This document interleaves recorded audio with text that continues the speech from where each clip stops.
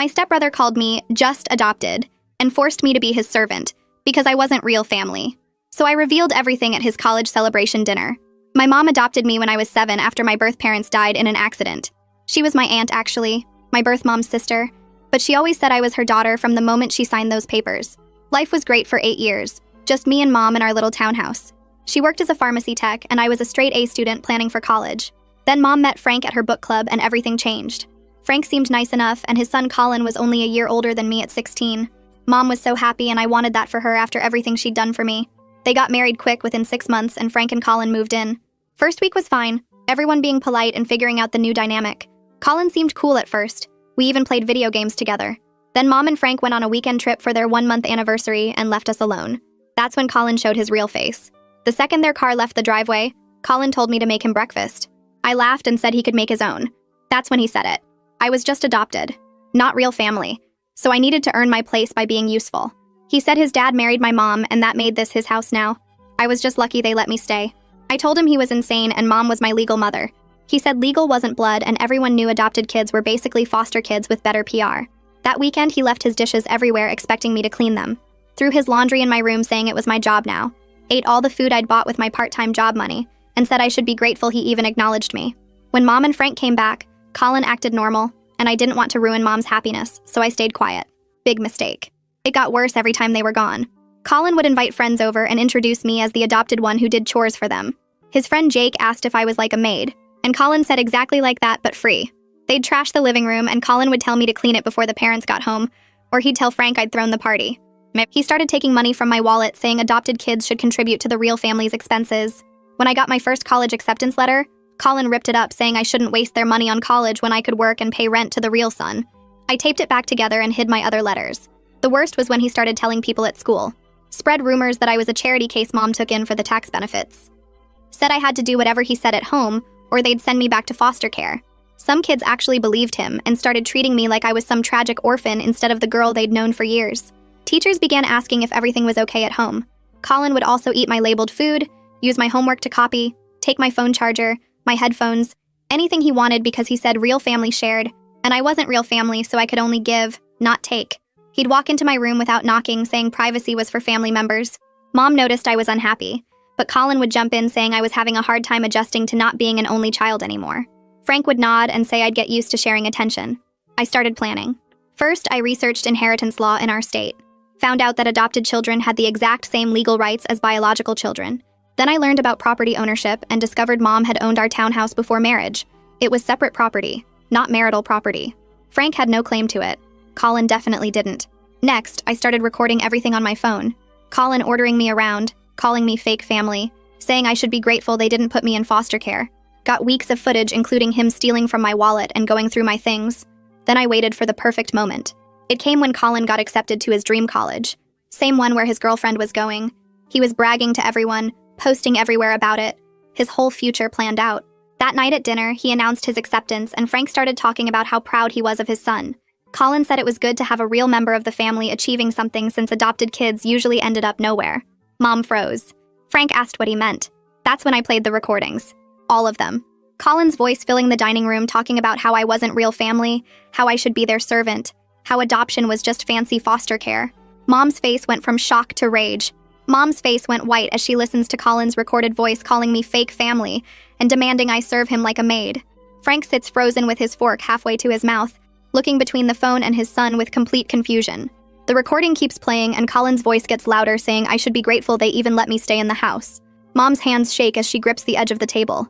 Her knuckles turn white from how hard she's holding on. Frank sets his fork down slowly and leans forward like he can't believe what he's hearing.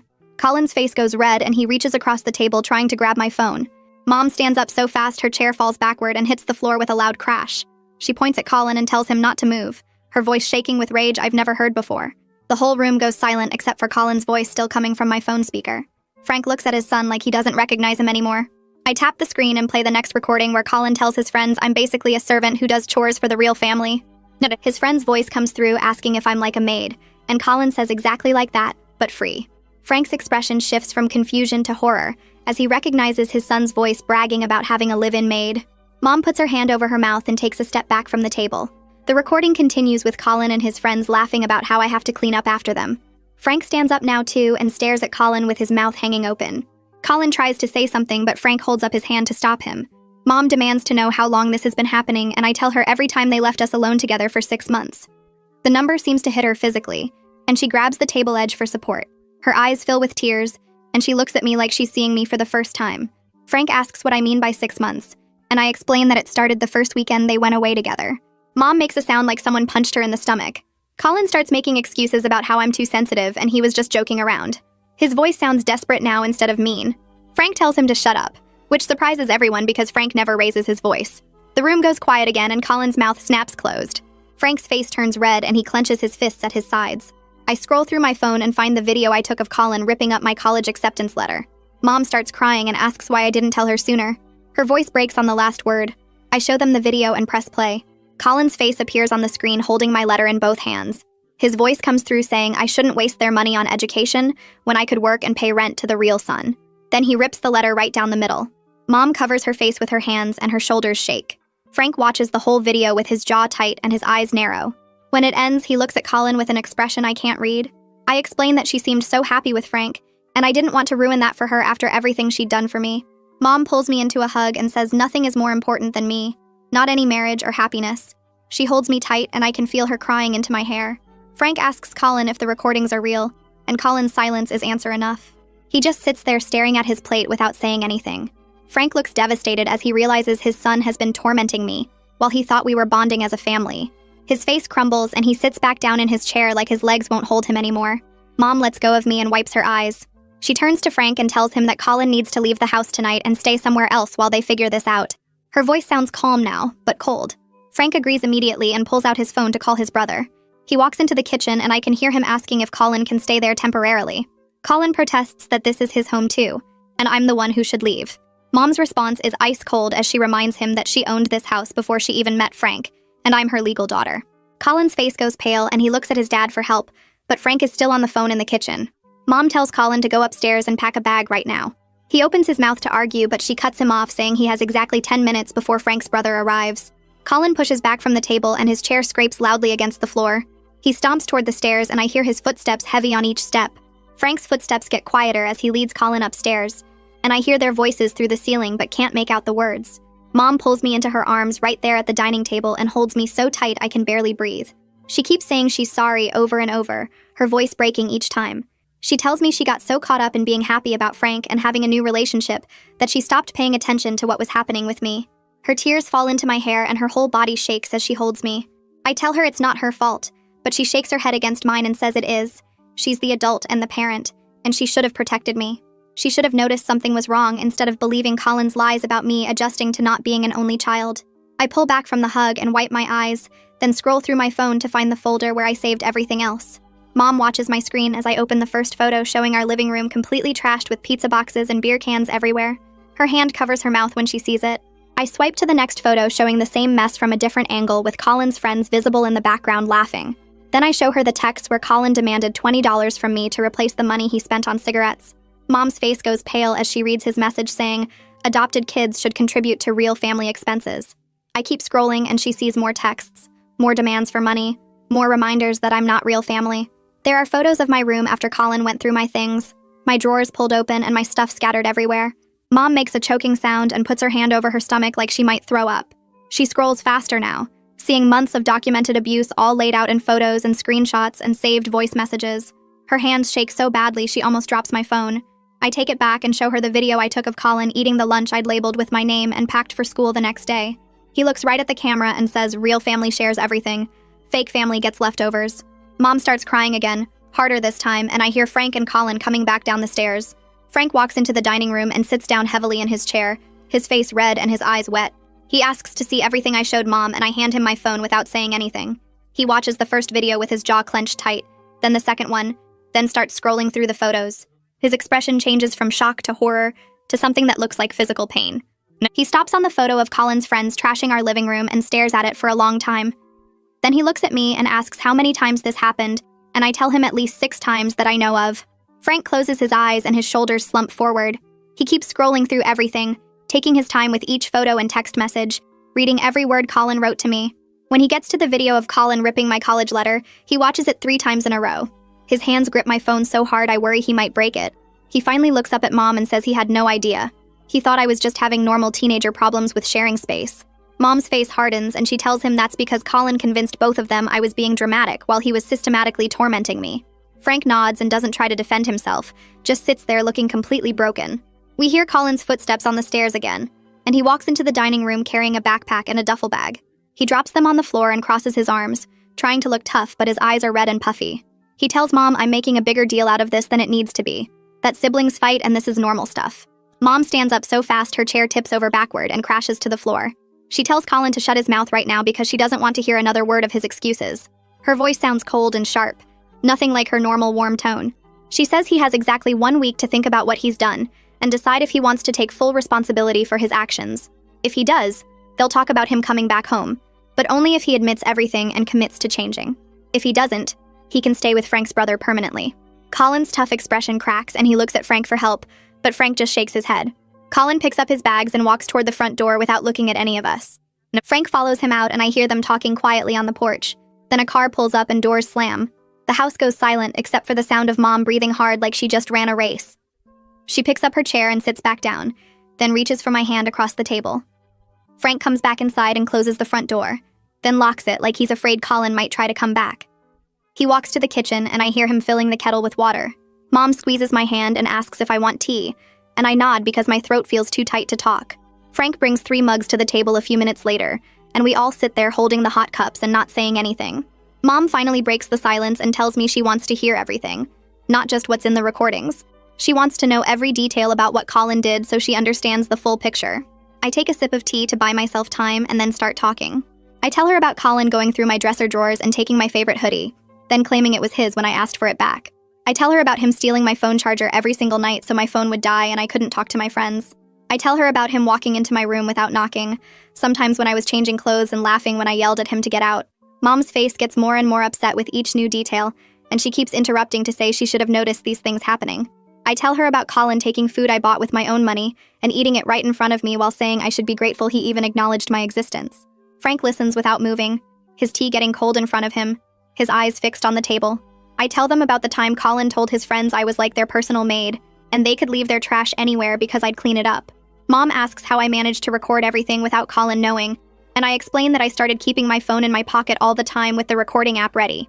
Every time Colin started talking about me being adopted or ordering me around, I'd hit record. Sometimes I'd prop my phone up on a shelf to catch video of him going through my stuff or eating my food. It took weeks to gather enough evidence because I wanted to make sure no one could claim I was exaggerating or lying. Frank finally speaks and admits he thought I was having trouble adjusting to not being an only child anymore.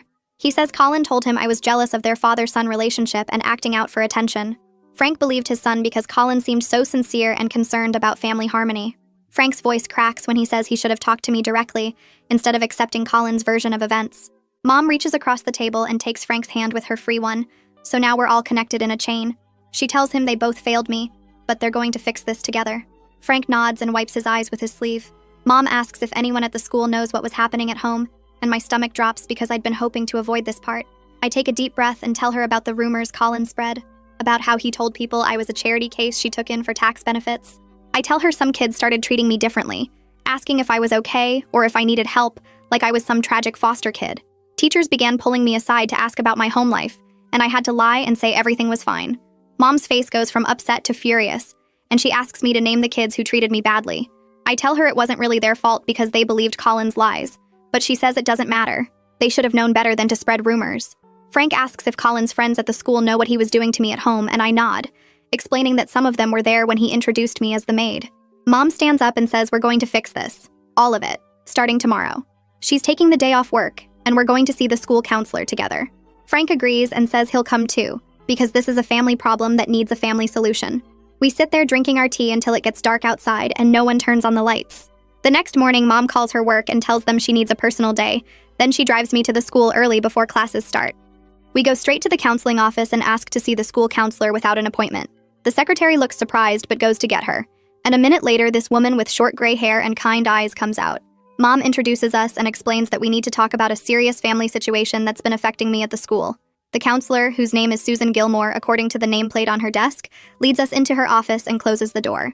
She offers us chairs and sits down across from us with a notepad. Mom starts explaining what happened, how Colin has been abusing me for months and spreading rumors at the school.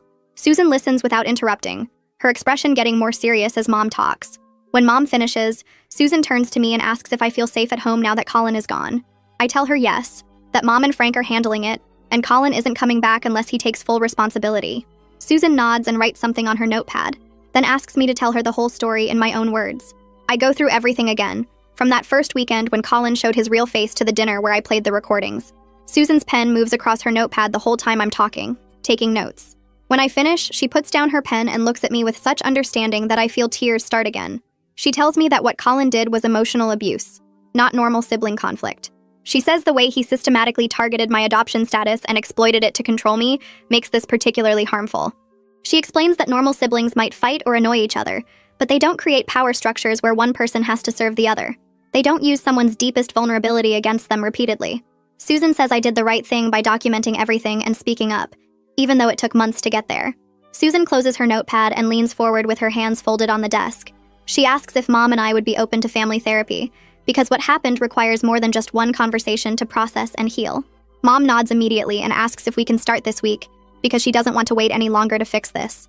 Susan pulls out her phone and scrolls through her calendar, while explaining that her husband Brady specializes in blended family issues and has helped many families work through similar situations.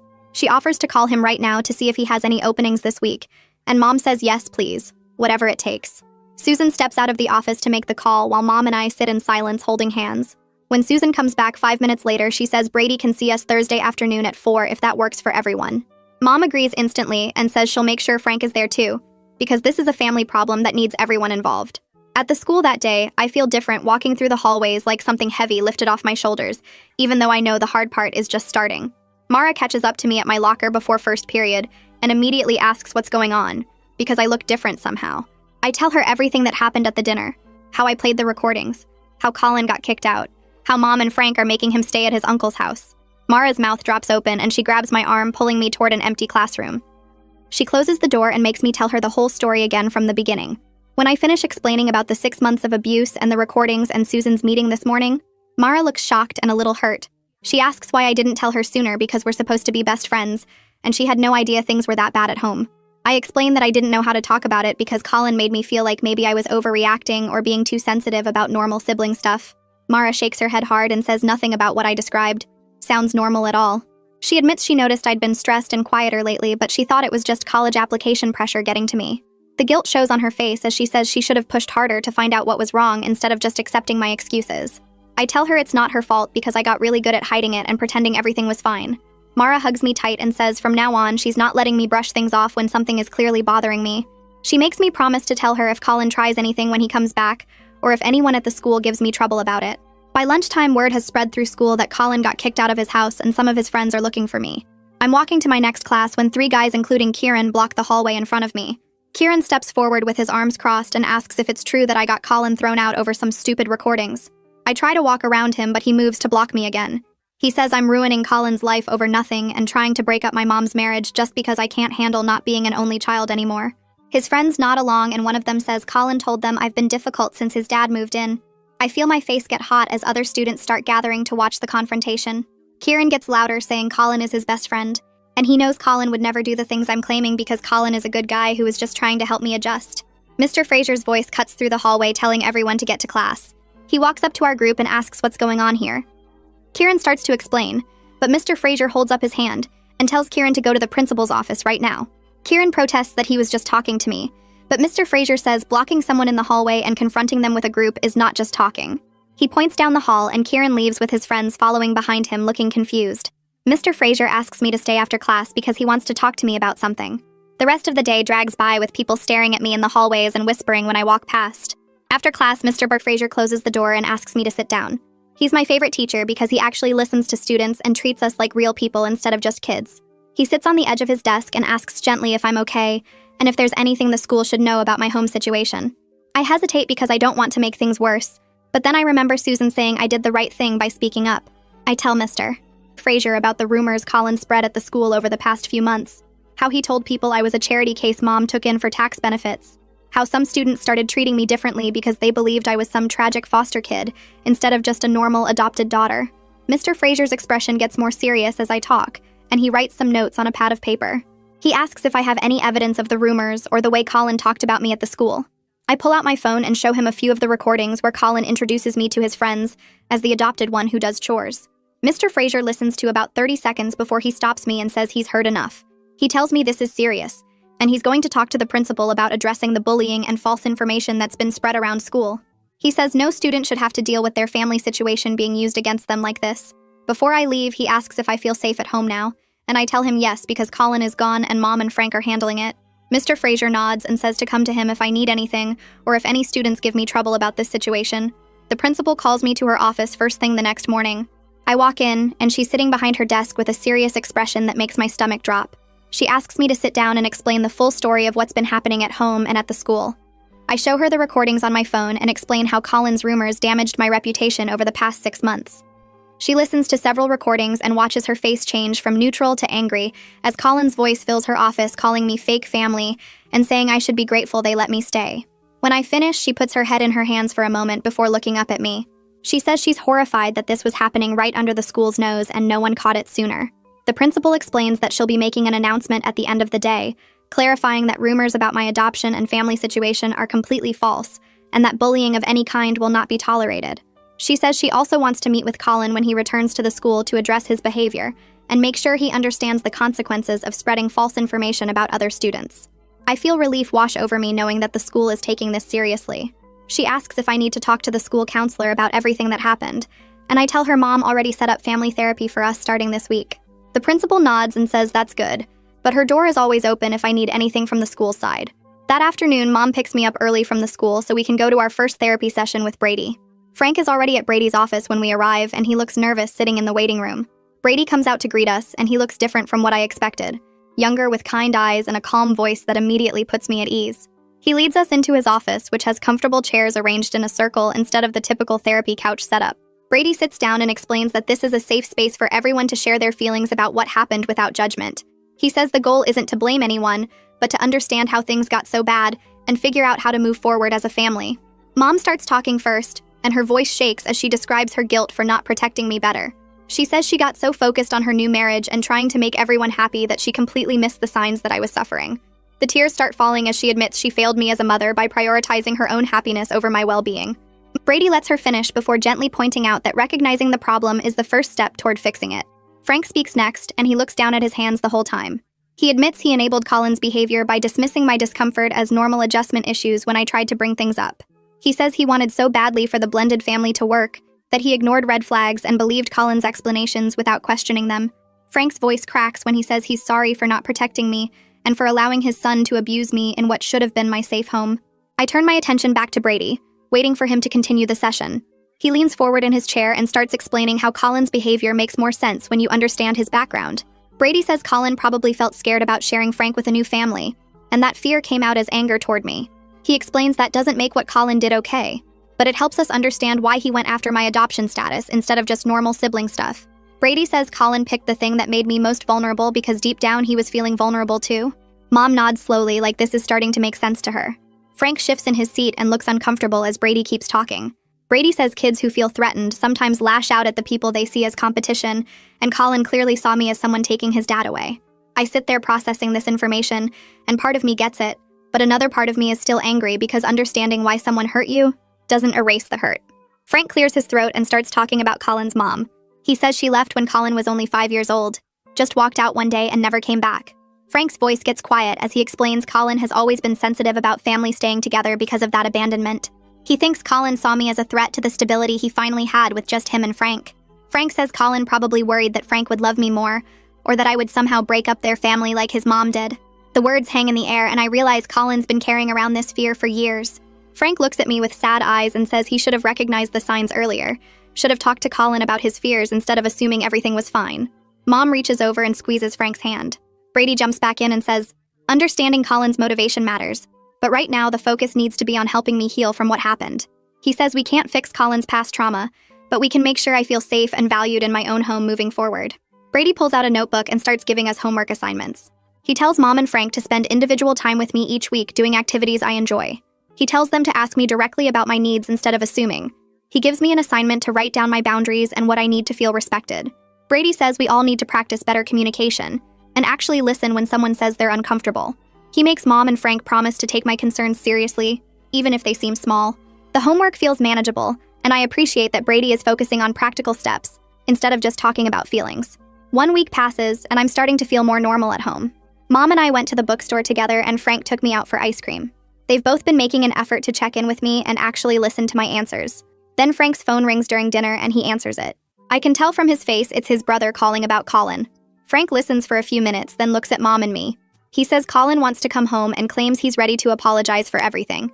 Mom's expression goes hard, and she tells Frank that Colin can come for a family meeting, but he's not moving back in yet. She says we need to hear what he has to say and see if he actually understands what he did wrong. Frank agrees and schedules the meeting for Saturday at Brady's office. I feel my stomach twist with nerves because I'm not ready to see Colin yet. Mom notices and reminds me that Brady will be there to make sure everything stays productive. The rest of the week drags by as I try to prepare myself for facing Colin again. Saturday arrives and we drive to Brady's office in silence. Colin is already in the waiting room when we get there, and he looks terrible. His eyes are red and puffy like he's been crying. His hair is messy and he's wearing sweatpants instead of his usual nice clothes. He won't make eye contact with any of us. Brady comes out and leads us all into his office. We sit in the same circle as before, but this time Colin is part of it. Brady explains the ground rules for the meeting and says Colin has prepared something he wants to share. Colin pulls out a piece of paper and his hands shake as he unfolds it. He starts reading an apology he clearly wrote with someone's help, because it sounds too formal for how Colin normally talks. He says he takes full responsibility for his actions and acknowledges that he caused me serious harm. He admits he was wrong to use my adoption against me and wrong to treat me like a servant. He says he's been doing a lot of thinking about why he acted that way, and he's starting to understand his own issues. Colin's voice cracks a few times while he reads, and I can tell he's genuinely upset. When Colin finishes reading, everyone looks at me waiting for my response. I take a deep breath and tell Colin that his apology is a start, but words aren't enough after 6 months of abuse. I say I need to see actual changed behavior and real respect before I can trust him again. I tell him he made me feel worthless in my own home, and that doesn't just go away because he says sorry. I explain that he spread lies about me at the school and damaged friendships that took years to build. Colin nods and keeps his eyes down. I say I appreciate that he's taking responsibility, but I need time to see if he really means it, or if this is just an act to get back into the house. Mom puts her hand on my shoulder in support. Brady says what I'm expressing is completely valid and that rebuilding trust takes time and consistent action. Brady shifts into practical mode and starts laying out ground rules for if Colin moves back home. He says Colin needs to start individual therapy immediately and attend every single session. He says Colin cannot enter my room without knocking and getting permission first. No exceptions. He explains we need equal division of household chores with a written schedule so there's no confusion. Brady makes it crystal clear there's zero tolerance for any comments about my adoption or family status. He says if Colin makes even one adoption-related remark, he's out of the house again. Colin agrees to everything without arguing. Brady writes down all the rules and makes copies for everyone. He says we'll review these guidelines in our family sessions to make sure everyone is following them. Frank and Mom both nod their approval. Mom adds her own conditions on top of Brady's rules. She says Colin needs to publicly correct the rumors he spread at the school about me. She tells him he has to make an announcement or statement that clarifies I'm a full member of the family with equal status. Mom also says Colin needs to apologize directly to Mara and my other friends for how he treated me in front of them. She wants him to take responsibility for the social damage he caused me. Colin looks uncomfortable but agrees to do it. Mom's voice is firm as she explains these aren't optional. They're requirements for him to come back home. I feel grateful that Mom is standing up for me this strongly. Frank supports Mom's conditions and says Colin will do whatever it takes to make things right. Frank speaks up and drops another consequence on Colin. He says Colin's college fund is being reduced to pay for all the family therapy sessions. Frank also tells Colin he needs to reimburse me for all the money he stole from my wallet over the past 6 months. Colin's face falls and he looks like he wants to argue, but then he closes his mouth. Frank says this is about Colin learning that actions have real financial consequences. Colin asks how much money he owes me, and I tell him it was about $300 total. Frank says that amount plus the therapy costs will come out of Colin's college savings. Colin looks upset but doesn't argue because he knows he has no leverage here. He just nods and says he understands. Brady notes all of this down and says financial restitution is an appropriate consequence. 2 weeks go by before Colin actually moves back into the house. During those 2 weeks, Mom and Frank make sure all the ground rules are posted on the fridge and in Colin's room. They set up the chore schedule and bought a lock for my bedroom door so I can have complete privacy. Colin starts his individual therapy and Frank drives him to every appointment. When moving day comes, Colin brings his stuff back and immediately goes to his room. The atmosphere feels thick and uncomfortable, like everyone is walking on eggshells. Dinner that first night is awkward with long silences and people passing food without really talking. Colin asks me to pass the salt and says please and thank you like he's trying extra hard to be polite. I pass it without comment. After dinner, Colin does his assigned chores without complaint, washing dishes and taking out trash. Mom watches him carefully to make sure he's following through. Everyone is trying to follow Brady's guidelines for healthy communication, but it feels forced and unnatural. I go to my room early and lock my door, grateful for the privacy I can finally enforce. The next morning, Mom drives me to the school early before first period starts. She parks in the visitor lot and walks with me to the principal's office where Colin is already waiting with Frank. The principal sits behind her desk with her hands folded and tells Colin he needs to make the announcement during morning assembly. Colin looks at the floor and nods without arguing. Frank puts a hand on his shoulder and tells him this is part of making things right. The principal leads us all to the auditorium where students are filing in for the weekly assembly. I sit in the front row with Mom while Colin goes backstage with the principal. My stomach feels tight as I watch kids find their seats and talk to their friends. Mara spots me and waves from across the room, but I can barely wave back. The principal walks onto the stage and asks everyone to quiet down. She introduces Colin and says he has something important to share with the school. Colin walks out looking uncomfortable in his nice shirt that Frank probably made him wear. He stands at the microphone and pulls a piece of paper from his pocket. His voice shakes as he reads that he spread false rumors about me over the past few months. He says I'm a full member of our family with equal status, and everything he said before was wrong. Some of his friends in the back row look shocked and start whispering to each other. Most students just listen quietly, and a few people near me nod like they're glad to hear the truth. Colin folds the paper and walks off stage without looking at anyone. The principal thanks him and moves on to regular announcements about the science fair. After assembly, I walk to my locker and students I don't even know well come up to say they're glad Colin cleared things up. One girl from my English class tells me she never believed the rumors anyway. I get my books for first period and head down the hallway. Kieran appears next to me near the water fountain and asks if he can talk to me for a second. I stop walking and look at him, waiting. He shifts his backpack on his shoulder and says he wants to apologize for confronting me last week about Colin getting kicked out. His voice sounds genuine as he explains he didn't know the full story. He admits Colin always presented things like I was the problem, and he believed his friend without questioning it. Kieran says he feels stupid now for not seeing what was really happening. I tell him it's okay, and that Colin was good at hiding his real behavior from everyone.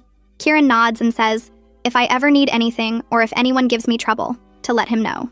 He walks away to his own class, and I continue to mine, feeling a bit lighter. During lunch, Mara saves me a seat at our usual table and immediately asks how I'm doing. She's been texting me every morning and night since everything happened, making sure I'm not isolating myself. I tell her about Colin's announcement and Kieran's apology. Mara says she's proud of me for standing up for myself. She introduces me to two of her friends from art club who sit down with their trays. They're both really nice and ask about my college plans. Mara invites me to come to art club after school on Thursday even though I can't draw. She says I can just hang out and it'll be fun. I agree to come because spending time with supportive people sounds better than going straight home. Over the next few days, Mara checks in with me constantly between classes and at lunch. She makes sure I'm not eating alone or avoiding social stuff. She drags me to a basketball game on Friday night where we sit in the bleachers and eat nachos. Her friends from art club are there too, and we all cheer for our team even though they lose. I realize I'm laughing more than I have in months. At home, Colin and I move around each other carefully like we're walking on glass. He stays in his room most of the time doing homework or playing games. I keep my door locked and do the same. During dinner, we pass food and say please and thank you but don't really talk. One night, Colin asks me what I thought of our history homework, and I tell him the essay question was confusing. He agrees and says he had to rewrite his thesis twice. It's awkward, but it's better than him calling me fake family or demanding I serve him. Mom watches these small interactions with hope in her eyes. Frank tries to keep conversation going by asking about our days at the school. Slowly, over the next week, Colin and I start having short conversations about normal stuff. He asks if I watched the new episode of the show we both like. I tell him I did, and we talk about the plot twist for a few minutes. It feels strange to have a regular sibling conversation with him after everything that happened. Another night, Colin mentions he has a math test tomorrow and looks stressed. I offer to quiz him on the formulas, and he actually accepts. We sit at the kitchen table for 20 minutes going through problems. When he gets one right, I tell him good job, and he almost smiles. These moments don't erase what he did, but they feel like tiny steps towards something less hostile. Thursday afternoon, we have our weekly family therapy session with Brady. We all sit in our usual spots in his office with the comfortable chairs and the plant in the corner. Brady starts by asking how the week went, and Mom reports that things have been calmer at home. Frank agrees and says both Colin and I have been following the ground rules. Brady pulls out a worksheet and explains we're going to do an exercise about feeling safe and valued in the family. He hands each of us a copy and tells us to write down what we need from the other family members. I stare at the blank lines and think about everything that happened. After a few minutes, Brady asks who wants to share first. I volunteer and read from my paper that I need my privacy respected completely. I say no one should enter my room without knocking and waiting for permission. I also say I need my adoption to never be used against me in any way, not in jokes or arguments or casual comments. My voice stays steady as I explain that being adopted doesn't make me less of a family member, and I need everyone to understand that. Mom reaches over and squeezes my hand. Frank nods seriously and says he completely agrees with everything I said. Colin listens without interrupting and writes something on his own paper. Brady asks Colin to share next, and Colin reads that he needs to feel like he matters to his dad, even with new family members around. Frank's face changes as he hears this. Colin's voice gets quieter as he admits he felt jealous of my close relationship with Mom. He says he worried his dad would love me more than him, and he'd become less important. The room goes silent for a moment. Frank leans forward in his chair and tells Colin that loving me doesn't diminish his love for his son at all. Frank explains that love isn't a limited resource that gets divided up. He says he has enough love for both of us, and Colin will always be his son no matter what. Frank's eyes get a bit watery as he promises Colin that adding me to the family only made it bigger, not smaller. Colin looks down at his hands and nods slowly. Brady writes some notes and says this is an important breakthrough. He explains that Colin's jealousy doesn't excuse his behavior, but it helps everyone understand where it came from. Mom adds that she loves me and Colin equally, just differently because we're different people. She says there's no competition for her love either. Brady gives us homework to practice expressing our needs directly instead of acting out. We all agree to try harder at communicating. Saturday morning, Mom wakes me up early and tells me to get dressed because we're having a special day together. Just the two of us like we used to before Frank and Colin moved in. I put on jeans and a sweater and meet her downstairs. Frank and Colin are still asleep as we leave the house. Mom drives us to our favorite restaurant across town, the little diner with the red booths where we used to go for breakfast every weekend. We slide into our usual booth by the window and order pancakes and bacon. Mom reaches across the table and holds my hand. She tells me she's been thinking a lot about everything that happened. She says she got so caught up in her new relationship and being happy with Frank that she forgot to protect me the way she should have. Her voice breaks a little as she reminds me that I was her daughter before Frank came into the picture. She says I'll always be her daughter no matter who else joins our family. I feel tears starting, but I blink them away. Mom tells me she's proud of how I stood up for myself even when it was hard. She says I'm strong and brave and she's lucky to be my mom. Our food arrives and we eat slowly, talking about college plans and my favorite classes. Mom asks about Mara and my new friends from art club. We spend 3 hours at the diner just talking and laughing like we used to. When we finally leave, Mom hugs me in the parking lot and promises we'll do this more often. She says Frank and Colin are important, but so is our relationship, and she won't let it fade. The next weekend, Frank asks if I want to go to the bookstore with him. I'm surprised, but I say yes. We drive to the big bookstore downtown, and Frank tells me to pick out whatever books I want. We walk through the aisles, and I show him the novels I've been wanting to read. Frank asks about my college applications and which schools I'm most excited about. I tell him about the 3 I'm hoping to hear back from soon. Frank says he's proud of me for speaking up about Colin's behavior. He explains it couldn't have been easy to expose everything at that dinner, but it was the right thing to do. Frank admits he should have listened better when I seemed unhappy, instead of assuming it was normal adjustment stuff. He says he's learning to be a better stepfather, and he wants to support my future, however he can. We end up at the coffee shop inside the bookstore with hot chocolates and a stack of books. Frank tells me about his own college experience and gives me advice about campus visits. He says if I need help with application fees or anything else to just ask. It feels good to have this one-on-one time with him, where he's actually seeing me as a person, not just Colin's stepsister. Monday after school, I have an appointment with the college admissions counselor in the guidance office. I explain what happened with my acceptance letter that Colin destroyed. The counselor listens carefully and takes notes. She says she'll help me contact the college to request a replacement letter. She calls them right there while I sit in her office and explains the situation. The person on the phone is understanding and says they'll send a new copy of the acceptance letter immediately. The counselor also helps me organize my other applications and make sure all my materials are submitted. She asks if I need any recommendation letters, and I tell her Mr. Fraser already wrote me one. She prints out a checklist of deadlines and goes through each one with me. Before I leave, she tells me not to let Colin's actions derail my college plans. She says I've worked hard for these opportunities and I deserve them. The replacement acceptance letter arrives in the mail 3 days later in a big envelope. Mom frames it and hangs it in the hallway where everyone can see it. She says she should have done this with the original letter, and she's not letting my achievements be hidden anymore. 3 months pass since the dinner confrontation. The house feels different now, less tense but still careful. Colin and I have settled into a routine of polite distance mixed with occasional normal sibling moments. One evening, I'm sitting at the kitchen table working on college essays when Colin comes in for a snack. Instead of just grabbing food and leaving like usual, he sits down across from me. He asks what I'm working on, and I tell him about my applications. Colin actually seems interested as he asks which schools I'm considering. I list them and explain what programs each one has. Colin offers advice about campus visits based on his own college search experience. He tells me to make sure I check out the dorms and talk to actual students, not just tour guides. He suggests questions I should ask about class sizes and internship opportunities. We talk for almost 30 minutes about college stuff, and it feels surprisingly normal. Colin mentions his girlfriend is excited about their school and asks if I've thought about roommate situations. I tell him I'm planning to do random assignment and see what happens. He nods and says that's probably smart for freshman year. When he gets up to leave, he tells me good luck with my applications. I thank him, and he actually smiles a little before heading back to his room. It's not friendship, and it doesn't erase the past 6 months of abuse. But it's the first real conversation we've had where he treated me like an equal. I take a breath and decide to share my news with Colin. The words feel careful as they come out. I got accepted to 3 schools. Colin looks up from his phone and actually smiles. He says congratulations and asks which ones. I list them and wait for some sarcastic comment or dismissive remark like before, but it doesn't come. He asks about the programs and seems genuinely interested in what I'm saying. He tells me those are good schools and I should be proud. The conversation ends naturally and he goes back to his room. It's a small thing, but it feels like real progress after months of tension and careful distance. The next day, Mom comes home from work with frames under her arm. She hangs my acceptance letters in the living room right where everyone who visits can see them. She steps back to look at them and tells me she's proud of my achievements. She says she should have done this the first time instead of letting my accomplishments stay hidden in my room. Frank comes home and sees the display and adds that it looks great. Colin walks through and stops to look at the frames.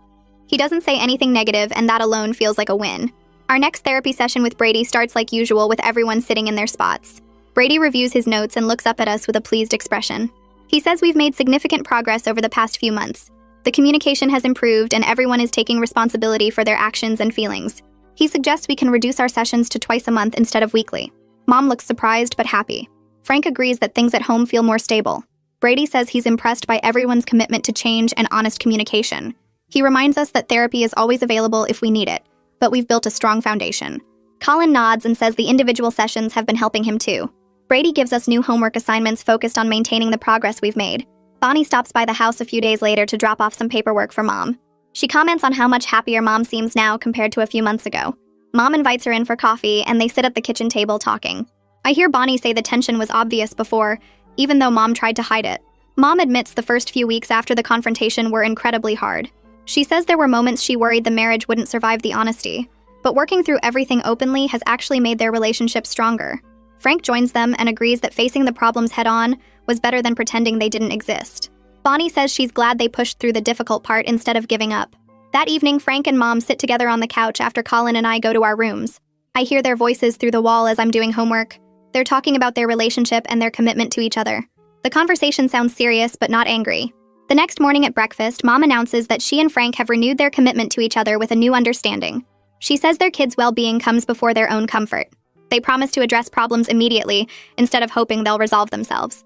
Frank adds that they won't let issues fester like they did before. Colin and I exchange glances across the table. It feels good to hear them prioritize us, but also weird to be the focus of their promises. Colin comes home from his individual therapy session later that week and finds me in the kitchen making a snack. He leans against the counter and tells me his therapist is helping him understand why he felt so threatened by me. He says he's working on his insecurity issues about sharing his dad with other people. He admits he saw me as competition for Frank's attention and love. His therapist is helping him realize that love doesn't work that way, and there's enough for everyone. I tell him I'm glad he's getting help. He nods and says he knows he messed up badly, and he's trying to be better. The conversation is awkward, but it's honest, and that matters more than comfort right now. 4 months pass since the dinner confrontation that changed everything. The house feels different in ways that are hard to explain. One Saturday afternoon, Colin knocks on my door and asks if I want to play video games together like we did that first week when they moved in. I hesitate because part of me still remembers all the awful things he did, but another part of me wants to believe people can actually change. I agree, and we set up in the living room with controllers. We play for almost 2 hours, and it's actually fun. There's still some awkwardness when we talk between games, but we laugh at stupid moments and trash talk each other in a normal sibling way. It's not friendship, and it doesn't erase the past 6 months, but it's something real and positive. Mom's lawyer visits the house to go over some documents. Mom asked her to confirm my legal rights as an adopted child after everything that happened with Colin. The lawyer spreads papers across the dining room table and explains that I have full legal rights identical to biological children. She helped Mom update her will to explicitly state that I inherit equally with any other children. Mom shows me the documents and points to where my name appears next to Colin's with the same provisions. She tells me this is to reassure me of my permanent place in this family. The lawyer adds that adoption creates the exact same legal parent-child relationship as birth. No one can ever claim I have fewer rights or less standing. I feel something tight in my chest loosen as I read the official legal language confirming what Mom always told me. At the school, things have shifted back to normal. The rumors Colin spread have faded, and people treat me like they did before all this started. Student council elections happen, and I decide to run for a position. Mr. Fraser helps me with my campaign speech and offers advice about connecting with voters. Election day comes and I win a seat on the council. Mr. Fraser pulls me aside after the announcement and tells me he's proud of how I handled a difficult situation with grace and strength. He says standing up for myself while maintaining my dignity showed real character. Other teachers congratulate me in the hallways, and my friends celebrate with me at lunch. I finally make my college decision after weeks of weighing options and visiting campuses. The whole family goes out to dinner at a nice restaurant to celebrate. We sit at a round table and order appetizers and entrees. When the food arrives, Frank raises his glass and proposes a toast to my success. Colin lifts his glass too and adds that he's grateful I gave him a chance to be a better brother. He says he knows he doesn't deserve my forgiveness, but he's working to earn it. Mom's eyes get watery as she looks around the table at all of us. She says this is what family should be about, supporting each other and growing together. We clink our glasses and the sound fills the space between us with something that feels like hope. A few days after the celebration dinner, Mom finds me in my room studying for finals. She sits on my bed and asks if we can talk. I close my textbook and turn to face her. She takes my hand and tells me watching me stand up for myself changed something in her too. For years, she played it safe at work, never pushing for promotions or better positions because she was scared of rejection or failure. But seeing me expose Colin's treatment made her realize she'd been letting fear control her choices. She applied for a management position at the pharmacy that she'd been avoiding for over a year. The interview is next week and she's nervous but excited. I squeeze her hand and tell her she's going to be amazing at it. She smiles and says we're both learning to advocate for ourselves, and that makes us stronger together. Frank catches me alone in the kitchen the next evening while I'm making a sandwich. He leans against the counter and tells me he needs to say something. His voice is serious but not angry. He explains that watching how I handled everything with Colin taught him important lessons about making assumptions and really listening to people instead of hearing what he wants to hear. He admits he dismissed my discomfort as normal adjustment problems because that was easier than confronting the possibility that his son was causing real harm. He pauses and looks at me with this hopeful expression. He asks if it would be okay for him to call me his daughter instead of his stepdaughter. The question catches me off guard and I feel my throat get tight. I think about how he stood up to Colin and supported Mom through all the hard conversations. I nod and tell him yes. He pulls me into a hug and I realize this is what family is supposed to feel like. 3 weeks before I leave for college, Colin knocks on my door and asks if I need help packing. I'm surrounded by boxes and piles of clothes trying to figure out what to bring. He comes in and starts folding shirts while we talk about random stuff like which dorm buildings are best and what classes I should take first semester.